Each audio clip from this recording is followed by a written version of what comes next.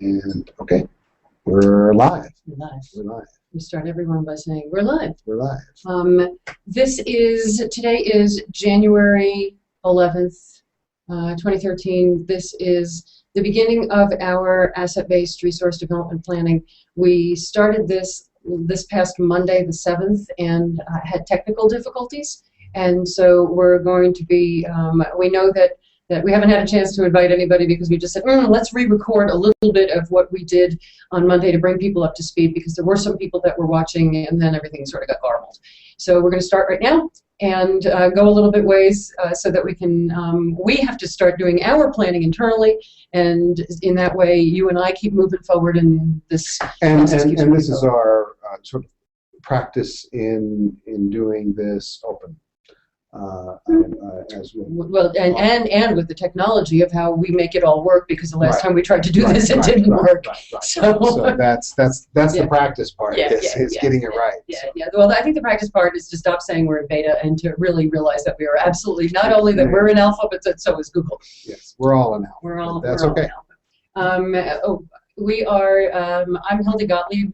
And I'm Dimitri Petropoulos. We are the co-founders of Creating the Future, and what we're going to be looking at today is our asset-based resource development plan, which is a way of looking at developing resources that can further the mission, that is a little bit different than what most resource development planning looks at and how it happens. Let me take you through the steps of asset-based resource development, just to let people who are watching come up to speed a little bit. And then what we're going to be doing is really planning. This is not an educational broadcast. This is the two of us really doing our planning for Creating the Future. And what I'm going to ask, even though there's nobody watching right now live, but what we ask everybody in the future is that the two of us have been working together for over 20 years. And as a result of that, we speak in shorthand. We have our own internal jargon. And so if, as you are watching this at some point, you have questions about the way we phrase things or something's not clear, please put a note in the comments or shoot us a note, and we will try and clarify the stuff that for us is just, we say one word and we know what we mean. Right. It's sort of the who's on first phenomenon. Yeah. All right, let me start then by talking about what is asset-based resource development. Okay, so I'm in the camera now. You are in the camera. Okay. Most of the time when we do resource development, what we do is sort of in its roughest form, we figure out what our budget is. We figure out what's coming in, we figure out what the gap is, and we try to fill the gap. And that is the roughest form of resource development.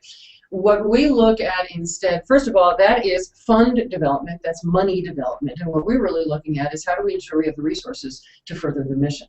So we understand that resources are not just money. So that's number one. What we look at then is different steps. And if you have, I don't know if you can, if this is clear here, but I'll let people know that in the Pollyanna Principles, pages 253 to 272 actually have case studies that you can look at. So if you're watching this and you're interested. The first, we do determine what our budget is. And we do determine from the financial side what is coming in, what we already have. But the next step in that is identifying what we have to build on, and building the resources that we need upon what we already have. So it's a strength-based approach, an asset-based approach, not looking at what do we need, but looking at what do we have and what can we build on. And what we frequently find, and actually have never not found, is that we have way more to build on than we actually would have hours in the day to build on that and have everything that we need. So the first thing we do is identify our assets. There are physical assets, which is the stuff you have. As a virtual organization, we don't have a lot of stuff, right. But there are housing organizations that have tons of stuff. They've got parking lots, they've got rooftops, they've got. Then there's people assets, which is what we're going to focus on today. There's mission assets, which is what you do. We are not going to focus on that today quite yet, but it is how you develop, how you look at the asset of the mission pieces that you're already doing. We'll talk about that the next time because that's really what we need to focus on. But I want to talk about people today because I think we can do that relatively quickly. And then community assets are the physical, the people, and the mission assets of everybody else in your community. So there's assets everywhere. Those who are familiar with the diaper bank model, the building on shared resources model, you identify what's already in the community. And today we're just going to focus on people. The next question we ask after we identify those assets is how can those assets be activated to support our work, to support the mission? How do we activate those assets and resources? From there, we choose the best options, and then we matrix against objective criteria to determine which are the best options and which of those best are the best. But for today, I think all we're going to really get to is identifying our assets in the people area and how can those assets be activated. So that's it for instructions. The rest of it is just you and me planning. Over here, just for folks who are interested, and for our internal reminder, is our budget. Our goal for this particular piece, we've got 4 goals this year, but this is the one that we're really focusing on for this. Right. Is really to stabilize and enhance our current programs, and we need the cash flow with which to do that. We need the people flow with which to do that. We need the resources with which to do that. Breakdown really fast. Current operations is about $3,000 más o menos a month as a virtual organization. It's rent, it's the conference room, it's travel is for conferences that we are already slated to present at and that we need to be at to be able to start spreading the mission and engaging people. Salaries of $15,000 a month is right now the goal for you and me. And for anybody watching who does not know this, this is funny because we haven't had a salary in 2 years. So, and that's why we're talking about stabilizing current programs, because if you and I don't start getting paid, then none of this is all a moot point. That right there, just for what we have right now, is $20,000 a month. And then we really need to add new staff. We need to be looking at, we keep talking internally about this person not being a CEO, but a CMO, a Chief Mission Officer. That's not you nor my brilliance is running this thing. Right. You and me need to be the ones pushing on the outside, as Gail calls it, the chief boundary pushers. And then an admin person. Increased operations that would be due to that. We sort of pulled a number out of what that would, we haven't, we'll have to figure that out as we go. But really what we're looking at is anywhere between $20,000 and $37,000 a month as the total of what we would need to raise based on our assets and rooted in our assets. Okay, so what we did last time, and I'll just use this because we spent so much time on it and it was great, and just because the technology didn't work doesn't mean it's not great. What we talked about last time is activating the first ripple, and we talk about that internally a lot as if you throw a stone into the pond, there's the first ripple, the second ripple. It's the first level of people who are already deeply engaged in the work that we're doing, and so getting them engaged with each other, getting them more engaged, that whole participation of people that are already, so it's not even how will they activate others, it's right now how do we activate, because the question becomes how do you activate your existing resources to further the mission. And so the people that we talked about were clearly our board, our graduates community, and the communities that we already have. And so we have a rich graduates community, is about 50, 60 people. We have the lab teams that have been part of our R&D efforts so far. We have our amazing volunteer board recording secretaries, Jessica and Drew, and Jessica's separate here because Drew is a graduate. But we also talked about the fact that we have participants in our programs. Again, that very, very first, who's already integrally, tightly related to us. Program participants is the NPCon's Twitter chat participants. the NPCon's Facebook group participants. One of our other programs is the Making Change podcast, and so I think that there's definitely a group that needs to be interview guests.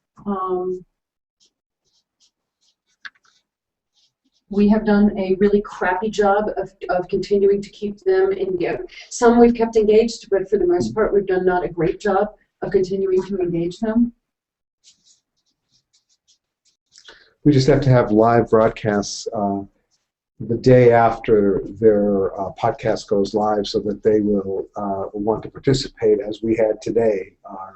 Yeah, but if you don't, that's great, the day after, and then what happens the day? I mean, seriously, the glibness aside, we're not doing a really good job. No, I agree. I agree. And we are continuing to engage folks during the month when they are the subject of the interview. Mm-hmm. We talk about them, we talk with them, how do we share things and stuff, but we're not being very good about continuing to engage. Yeah, and that's a powerful asset. So. And yeah, it really is. And then, so we looked at the board, we looked at people who are in our communities, we looked at people who are participating in our programs, and people who have actively said they want to connect. So people who filled out a form on the website who have said, I want to be in one of your immersion classes. That's pretty active.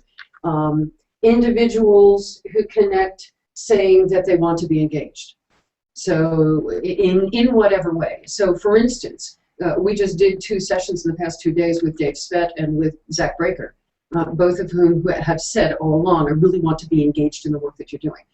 So there's people who contact us. We saw that the other day last week with the meeting that we had that Rachel Fagan wound up being part of, because Rachel had contacted us directly and said, so there's those folks. And we also mentioned the people who are guests at our board meetings. So when we have participating guests, they're in that first ripple. Mm-hmm. Is there anybody else that we missed that we're already engaged with, that already sort of know, kind of at least what we're doing, or at least are in daily touch with us? When we went over this the other day, I think we were pretty thorough in terms of, we've got these guys. So, right. Yeah, but, so I'm trying to, I want to make sure. It is a. All right. Well, let's work with these guys. So if this is the list, I'm just going to pull this out of the way. We don't have to keep it in the line of sight of the camera, but I want to make sure that it's close enough that we can remember it. The question then becomes, how can we activate the gifts and assets and strengths of the people in that first ripple to help further our mission? And one of the things that occurred to me, and this is what I was scribbling with one hand and a Sharpie at lunch, with the other hand on the taco, that those assets and strengths are a combination of who people are and what they have. So just to clarify in terms of the question, I mean, we're always looking for the better question.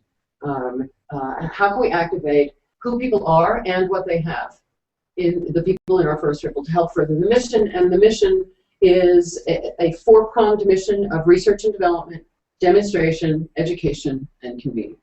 So if we're activating a resource to help assist the mission, that's what we want help assisting. Mm-hmm.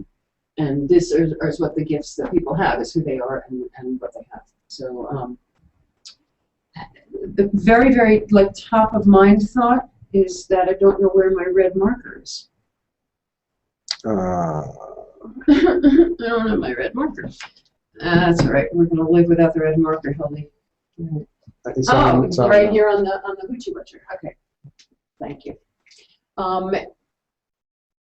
The first thing that pops into my mind is that among board and grads is that many of them are already providing ongoing support and participation in a number of ways. Mm-hmm.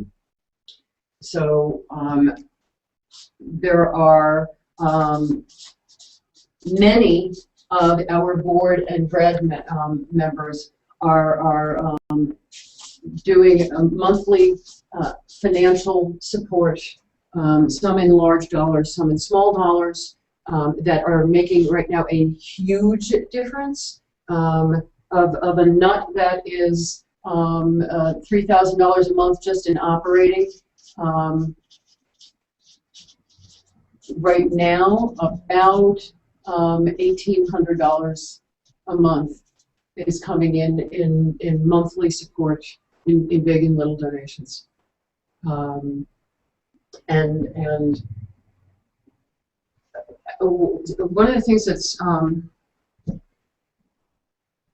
one of the things that's really big about that, and about the fact that others are doing, they're participating in ways that are furthering the mission. I'm thinking about the fact that, so my brain's going in a million directions. Obviously. Community members and board members, etc.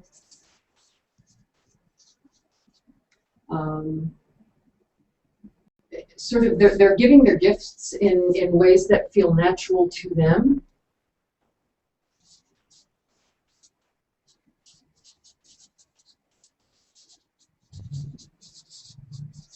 And I think this is a huge area for us to tap into. And I'm thinking specifically, the past 2 meetings that we have had, 3 meetings that we have had, Kim has done graphic note taking, which is fabulous. Yeah, and which we didn't even know she knew how to do this. Then suddenly she's sending us, here's the notes I took from the meeting. That's hugely powerful. And when we add those back into the videos that we're doing, she could even do this one. We could watch the video and do this one. This would be great. Talk about a circle inside a circle. But these are gifts that people in our immediate circle, we're not asking them that powerful question that Gail asked the other day at our volunteer meeting, which is, what are the strengths and gifts that you have that nobody's been asking you for? And I think that's just all right. Yeah, and that's beyond what they think they have, and I think that's a good distinction, or an important distinction. Well, it's beyond what anybody ever asks. People ask for money. Right. And it's not that we don't need money. We need everything. But again, I think we're talking about that sort of sense of full participation.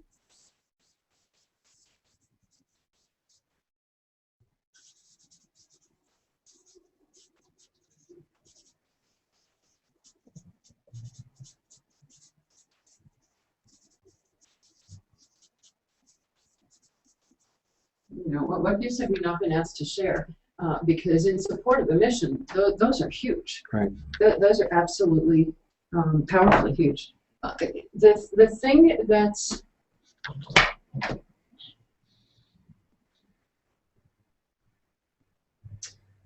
the thought that's sort of running through my mind in all of this is that these are people who are already engaged and participating, who want to sustain the work because it's benefiting them. They're getting so much out of it that they want to make sure it's still there. Right.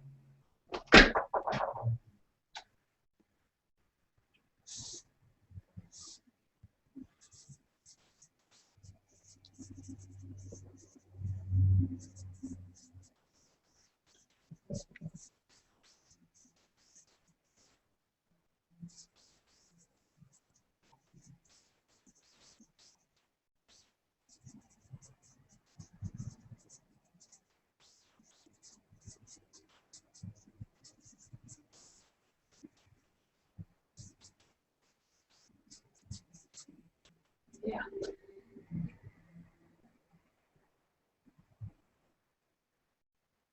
And we can be very, very, very much better about asking people for. We've never asked, most of the folks that are in that inner ripple. We've asked some folks to help with monthly support when they've been doing other things. I mean, there's been that caveat that we never want to just ask people for money, and that comes out of the R&D right. from philanthropy, that we want to ask people for all of their gifts. But for the most part, the lion's share of that $1,800 we've never asked for. The huge lion's share, easily, 1,600 of the 1,800 we've never asked for, Right. and much of that is coming down to $5 a month, $10 a month, that people don't realize. Yeah, I'm always surprised at the number of people who are saying, you know, I only give $10. It's not anything, and you know, if that's $120 a year. They, you know, if somebody asked for a donation of $120, they would think that was pretty. And you know, and there's a significant number that are giving $100, and they're giving, you know, and more. Yeah, and, yeah. so No, I'm just looking at the range, and I'm looking at the fact Right, that right. you know, people are supporting again because it's benefiting them, and they're and they want to see it keep going and growing and benefiting them more. All right. I do think that benefit is, you know, benefiting them runs a real big gamut of what that means. Okay. That I think that there's folks who are applying it in their work today, Right. and tomorrow, and I think that there's folks that are seeing this as an investment. You know, that this is benefiting me in the future. You know, the direct benefit today may not seem as apparent as to the person who is using approaches in a facilitation they're doing tomorrow. So I think it's important to think of that. And not only is this an investment, but it's also and I'm trying to find a better way of saying this, not a hedging your bet, but an alternative approach to things. That you know, it's sort of like in a business competitive sense. I always want to see other. Change the camera so it's on you, so that people can see that you're actually talking. Well, they could see me. I mean, it's small.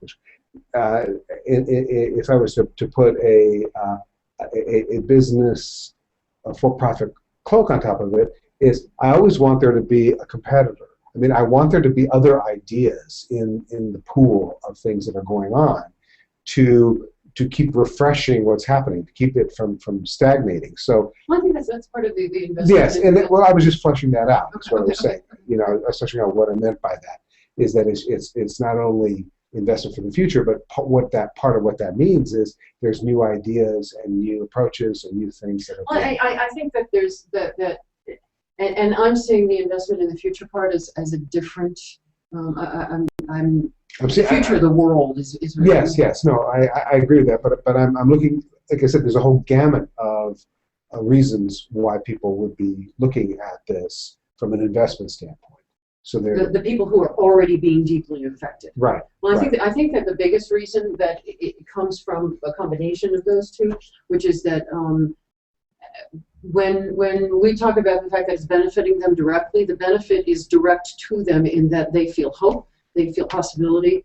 So there's an emotional piece as well. Right, They're supported in a community that is giving them concrete day-to-day examples of the fact that what they believe is possible is actually physically really possible and happening. Mm-hmm. So I think that that's sort of the it's not a two thing, it's a one thing, it's pieces of a one thing. Yeah. But yeah.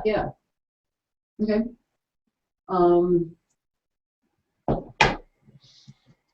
Okay, how can we activate the gifts and assets of the people in that first ripple to further our mission? Okay, well, one other thing that we've been doing is developing classes for them.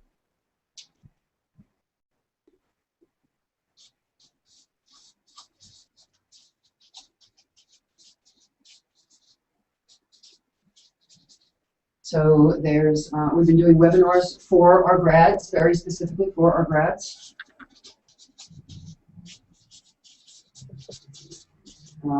We are now talking about doing webinars. We're not talking about, we're about to start doing webinars for other people, especially people that are, I mean, I'm seeing that the webinar that we're about to do for N10 about doing Twitter chat, building community through Twitter chats, I think is going to be immensely interesting to the people who are already engaged in the NPCons Twitter chat and the people who are interested in, who are at the Facebook group that grew out of that Twitter chat. So I think that webinars for others in those ripples Yeah, the interesting thing about those is that they are transcendent beyond just the folks who are in these inner circles. Oh, yeah, yeah, You know, yeah. so that they are, you know, they pack even more impact. Well, and it helps the convening part of the mission, which is bringing more people into a higher awareness of what's possible and how their work can create what's possible. Right. So yeah, I think yeah, I mean that's really the fun part of it. That we have in the area of people who've contacted us for classes, we've talked about the possibility of doing immersion online. Yeah, I'm most excited about that. And we've talked about doing it in communities. Yeah. No, tell me, go ahead. No, the online presents some really interesting possibilities because we've had almost historically a lot of interest and support from folks in Canada. Okay, that's some distance, but we've also had interest and support from people in Australia, and New Zealand, and places where an immersion class becomes much more difficult. I can't tell you how many people I talk to in New Jersey who say I can't leave my kids for 3 days. Yeah. You know, for 5 days, for 6 days. Right. And for whom the tuition is one thing, but well, it's not only the time commitment, but there's travel dollars involved. Right. So if you take the travel dollars off of what they need to raise to attend the classes, I think it's huge, and I think it's also, you know, can you do it in communities? Mm-hmm. How do we activate our existing resources, our grads, our board, and all of these other ripples to bring the immersion class to communities?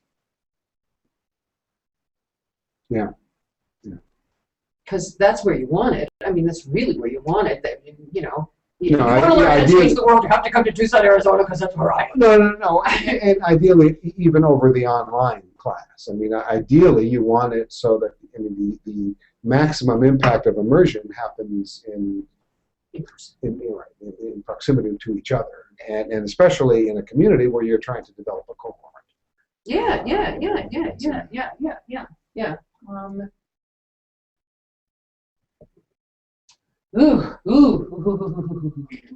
Okay.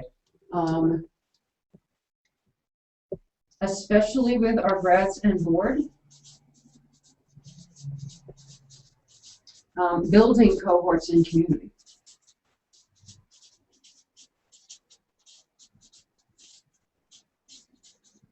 So learning communities in their community. You know, everybody's involved in an ED network or in a whatever network. Starting to engage that conversation, the stuff that Sydney's been so excited about, of how do you bring the conversation into real communities. Right. Yeah, I mean that's it's always been a question to me when you're. I don't know if question is really the right word, but it's been an area of exploration when you have these groups that are ED groups or the equivalents. How do you make that a really meaningful process that goes beyond the important social component that's part of it, that's really very useful for them, both in terms of building this community and a network of support, and serving almost a higher purpose than just the Rotary Club kind of. Well, and the networking is at the base because you're bringing people together anyway. Right. So Right. the Rotary or the ED network, you're bringing people together anyway. So that's the assumption, and that's another asset. Okay, so you're bringing people together anyway. That's an asset in their communities that already exists, and if you're asking the higher purpose questions and you're convening around those higher purpose questions, yeah.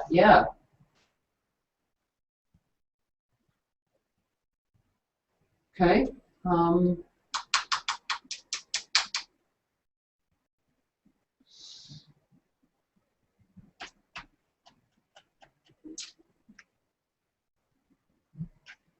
syllabi in terms of not so much developing classes, but there are already people in our midst who are teaching at the university level. Right. You know, Angie's been a guest at our board meetings. Eric Mills is teaching. I mean, so many people who are already familiar with what we're doing are teaching.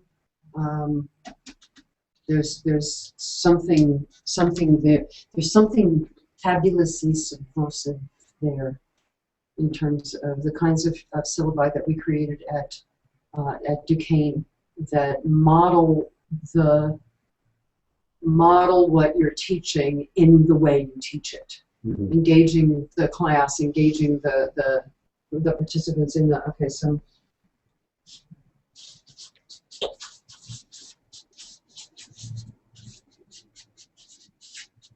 And you know, build that with the people who are already in the circles. Right.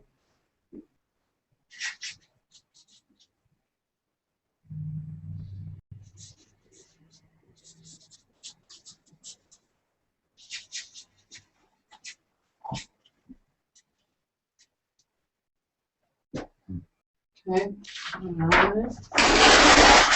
One page. I keep multiplying. So I came up with the 3 best things that man ever invented, and duct tape is not on the list. Oh, darn. Yeah. It is definitely Post-its, without a doubt, Post-its.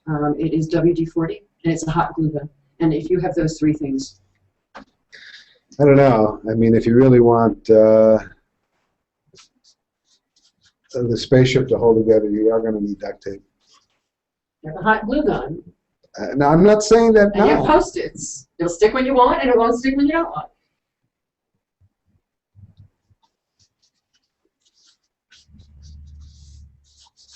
I love the fact that duct tape has become so ubiquitous that it's now in craft stores in colored plaid, paisley.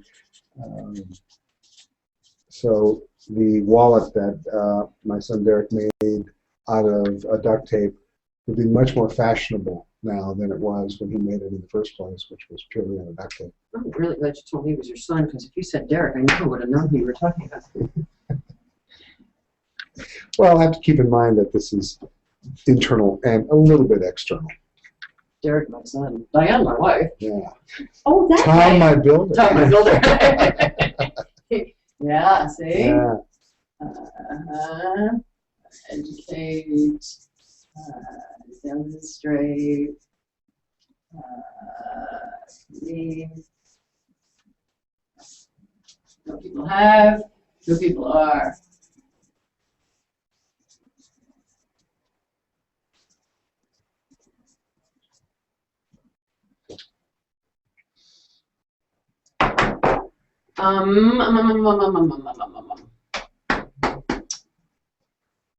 Another thing that we've already been talking about is, and this is going to be tremendous, for anything else that we do, we need to free up our time, and there needs to be more of us.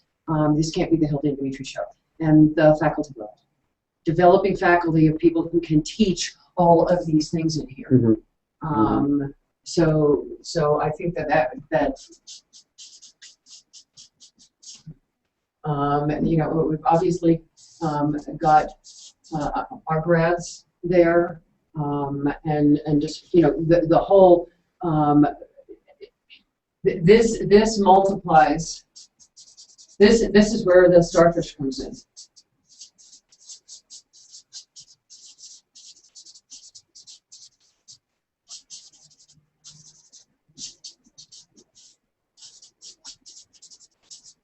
In the world of the starfish and the spider, this is that distributed leadership piece.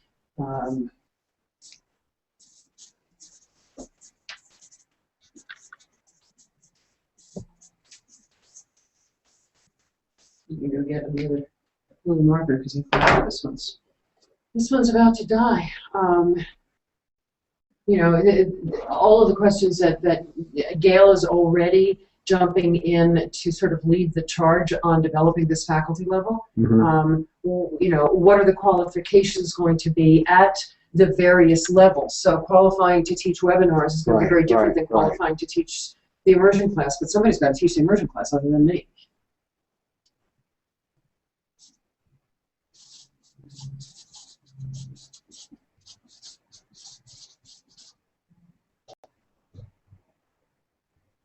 You know, I'm really wondering, and this is kind of interesting, with all of the online education stuff that's going on right now,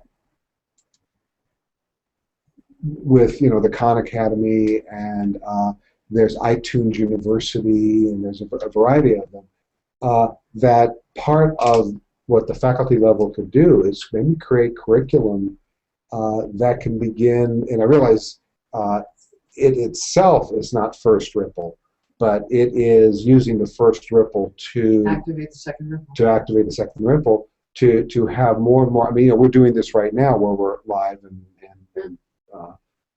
we're recorded, but I'm also thinking of it from a purely class-based, or, you know, what a faculty would be doing basis.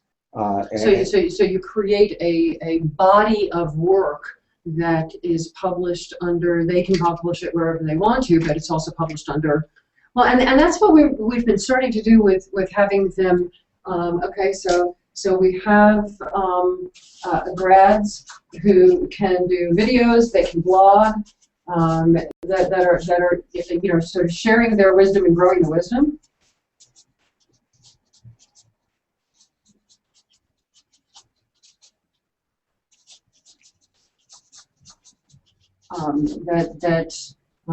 Again, that's spreading the it's spreading different voices, different interpretations, different ways that people are using the stuff that they're learning, and again, it does the huge thing, which is take it away from this effort being the personality of you and me.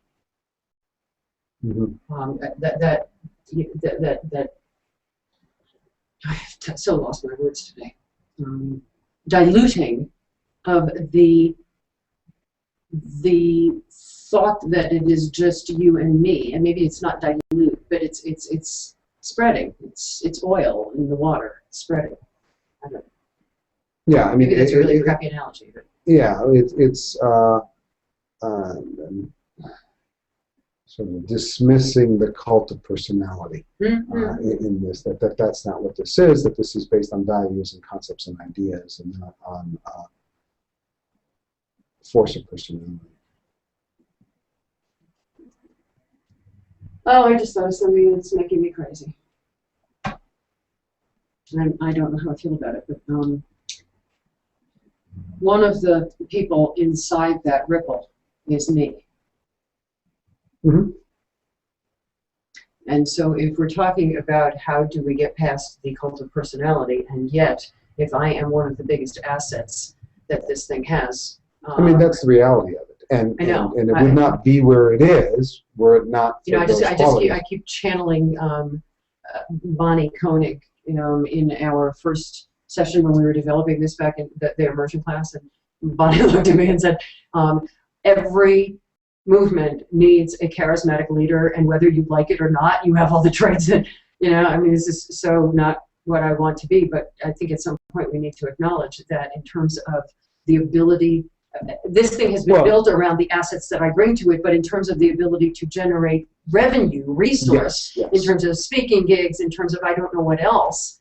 I mean, I don't want to be consulting. Obviously, we're not consulting. We want others to do the consulting. Right, but we want more the maximum impact of the work being done. And consulting is not my maximum. It's the maximum impact. Yeah.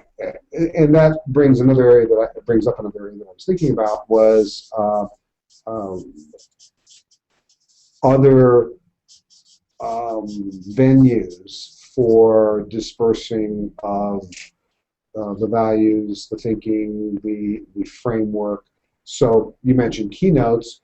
Well, there's conferences in general, and there's conferences that are not, sort of the unconference type conferences. There's where people are getting together and sort of the bar camp kind of things. So having, be it you or be it grads or be it whoever, people in these sort of next wave of networking, conference, conceptual. There we go. There we go. That if it's not just me activating my resources, but each of them activating their ability to speak. So we had that conversation on the listserv this week, where Judy was asking, where is it appropriate for bringing Hildy in versus where is it appropriate for, and everybody was sharing how they talk about the work that they're doing and talk about the Pollyanna principles, and that, you know, doing workshops is not where, that's what they're trained to do. We're training them so that they can go out and do workshops. They can do conference keynotes. You know, we're giving that to them so that they can have that as well. Right. But there are going to be circumstances where people want that next level thinking, pushing thing that, yeah, I do. And you know, Gail's chief boundary pusher thing. I acknowledge that that is my role. Right. That I'm the one thinking the next thought. And you know, we're all thinking next thoughts and having this wonderful group to spark off of. We all spark off of each other, but well, how do we take advantage of your skills, which include public speaking, which include conceptualizing and synthesizing, and sort of the big picture thinking, so that more people can take advantage of it and incorporate it into what they're doing. And that activates then, if we're looking at activating gifts, and we're looking at you know, the other goals that this exercise today is meant for, that's another tool for doing it. You're right. And it's a combination of it. You know, when we start matrixing this out and we look at what criteria do we want to look at to choose which of these to pursue, it's going to be which of them accomplish the most goals. Mm-hmm. And I think that some of these, you're right. You know, my keynoting generates revenues for creating the future, and exposes more people to the concepts. Where when our grads speak, we want them to. Right. It helps them, it furthers the mission, Well, and it you know, and it activates more people. You know, for example, the time, effort, and energy it took, and resource it took to do the TED Talk in Tucson has generated many-fold the return, many times the return of all of that time, energy, and resource that went in doing it. If that was at the TED, you know, the annual The TED mothership? Talk, if that was the annual TED, or if that was at Davos, or if that was at Okay. So high-profile keynotes, which means that activating. Okay. This is one more. The first ripple, get me high-profile keynotes. So there's the referral kind of thing. Referral fees. The grads have talked about referral fees. And then that raises the entire question of to be referred by creating the future. What kinds of qualifications do we want to, you know? I know that there's been some pushback on having any qualifications if you've gone through the course, but there's people who've gone through the course 4 times, which is a lot different than, and putting it into practice every single day. right. So you know, that raises a whole question of qualifications. And I think that's something that that the board probably is going to want to talk about, is whether or not, because that's what it came down to in the discussion online, was whether or not there should be qualifications for creating the future, referring potential client, because, you know, people come to the website, they say, oh, I want your help. Referring people. I'm wondering if you know, I'm overlaying how software and apps are recommended. And so they become either peer or user based. So yeah, that makes me really I'm not suggesting that that's the way to do it. What I'm suggesting is that having a degree of feedback in the process. So right. You know, so that it's not you know, the equivalent in an app store is I made an app and I put it in the app store. You know, which would be the equivalent. I took a class and yeah. So there needs to be more to it. I think part of it is getting feedback from, so whatever the qualifying process is needs to include feedback from people they've actually worked with. Is that where you're going? Yes, and their peers within here, within Creating the Future. Other folks who maybe were in class with them, other folks that they're in contact with. I think if you're going to refer a client, if you're going to refer somebody to be a paid consultant to somebody who needs help, the fact that Joe sat next to them in class and thought they were really smart, I'm not sure how I feel about that. I think we're going down a rabbit hole. I think that that there needs to be something that qualifies. Yeah. Okay. I will. It needs to not be us. It needs to not be, I think they're smart, because there's a lot of people that I think are brilliant. Right. And you know, that have been through our classes and not. And that I've learned from outsiders that are not effective. Mm-hmm. I'm always surprised to find it, because I think they're really, really brilliant. So, you know, it needs to not, again, there needs to be an objective way of knowing who. You and I are shot dead in the middle of Main Street. There needs to be a process by which that's not subjective. Yeah, no, I that's where I was going, and whatever the criteria is. Right. Yeah. No, I'm TBA. Yeah, TBA. And that's why I'm saying, like, I think that's a rabbit hole that could kill us. If we went down it today, that's all we talk about.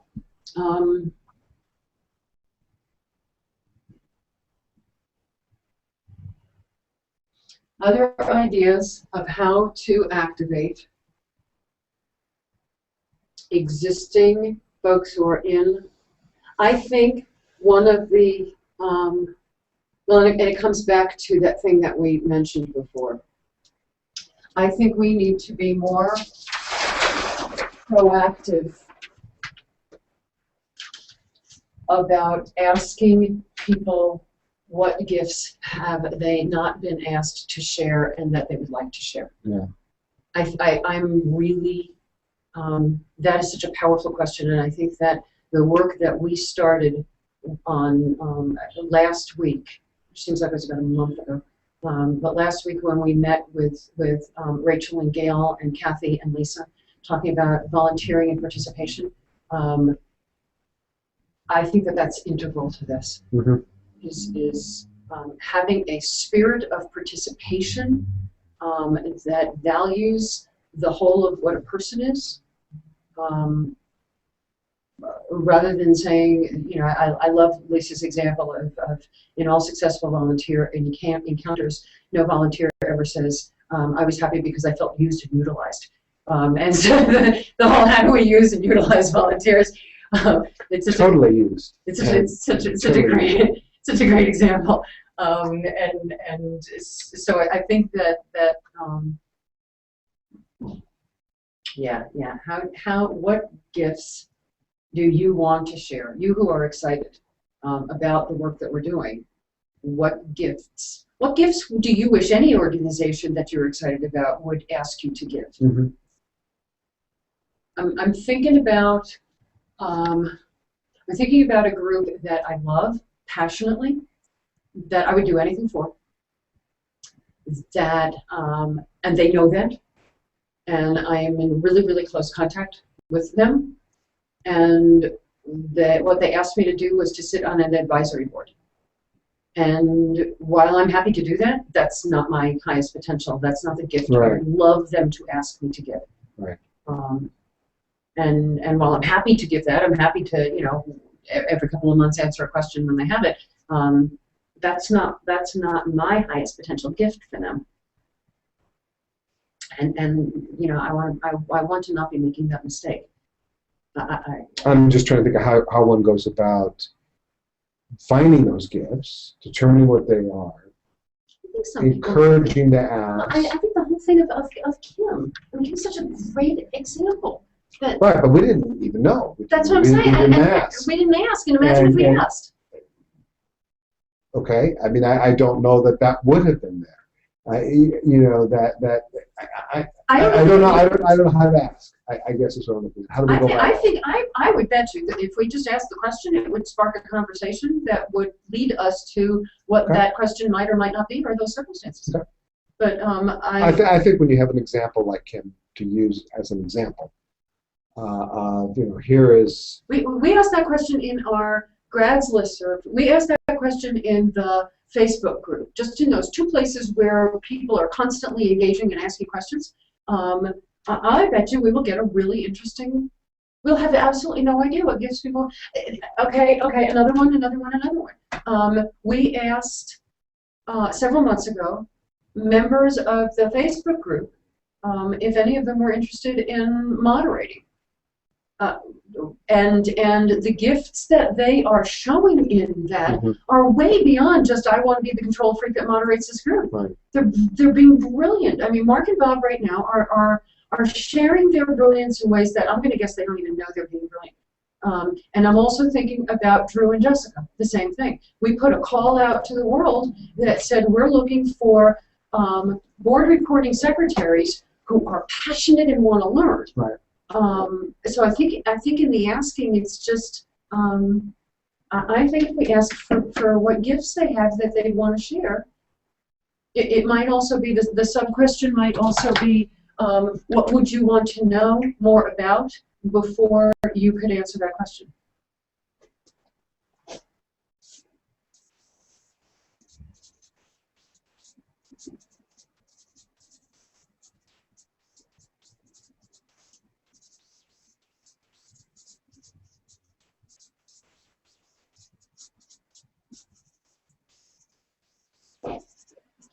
I'm thinking about Catherine, the team.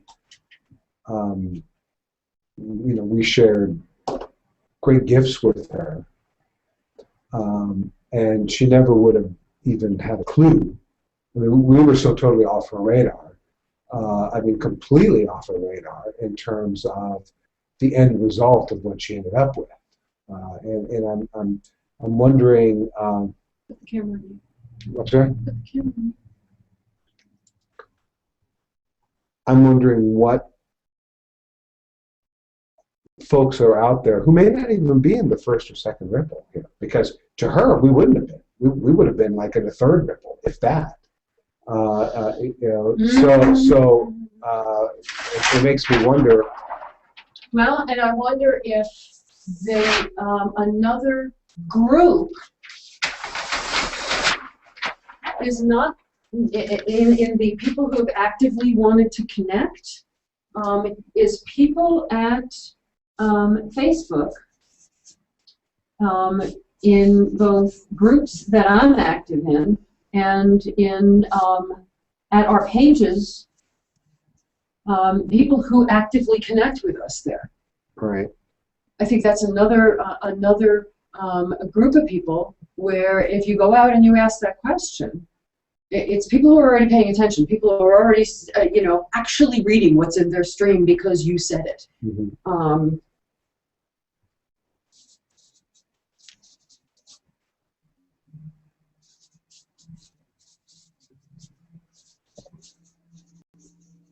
So whether it is the Facebook page for Creating Future, whether it is the Facebook page, my personal / professional page, whether it is in the groups that we're active in that are not our groups, but are other groups on Facebook that we're active in, asking the question.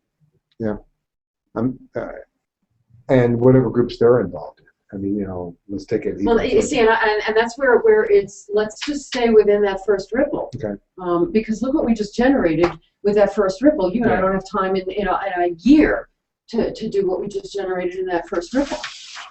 But I'm okay. So here's what I'm going to suggest that for the day, because it's 10 minutes after 4, quarter after 4, is that I think that we have generated enough ideas to even start with. That another day we can pick up from here and just matrix these out. And then the next thing that we really need to work on in the world of